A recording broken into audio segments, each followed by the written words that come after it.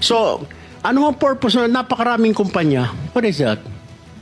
Ay, sir po, yung ibang companies po, we've divested from those companies. So I am directly lang with Alpha and Omega. The record, yung may-ari ng St. Gerard Construction, nandun yung pangalan ng asawa mo, Pacifico Discaya. Okay? Doon sa St. Timothy, sino may-ari ng St. Timothy? Ikaw si Remando, no? Kamag-anak mo si Discaya, correct? Sabi mo, pamangkin mo. Tama?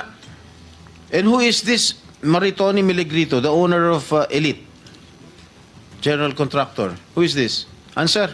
Pinsan ko po, Mr. Chair. From the left pocket to the right pocket. St. Matthew. Nandito yung asawa mo, Pacifico Discaya. Great Pacific. Oh, ikaw, nandyan ang pangalan mo, oh. Si Sarah Rowena Discaya. Kaya hindi mo mapapagkaila eh. YPR General Contractor. Nandito rin ang pangalan mo. Miss Sarah, alam mo huwag ka magsisinungaling ha? Amethyst Horizon. Sino si Amethyst Horizon? Sino si John Brian Eugenio? Who is he? Sagutin mo, Miss Rimando. I didn't know, Mr. Chair. Oh, Madam Sarah. He's one of our employees. Oh, dami. Waymaker. Sino si Gerald William Discaya? He's my eldest son. Okay. Alpha Phi Omega, yan, asawa mo. So, you confirm, lahat ng siyam na yan, ikaw ang may-ari.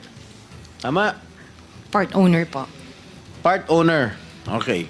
Meron bang pagkakataon yung siyam na pag-aari mo ng construction company, meron bang pagkakataon na sila naglalaban sa isang bidding, sa isang kontrata? Hindi po. Sigurado ka?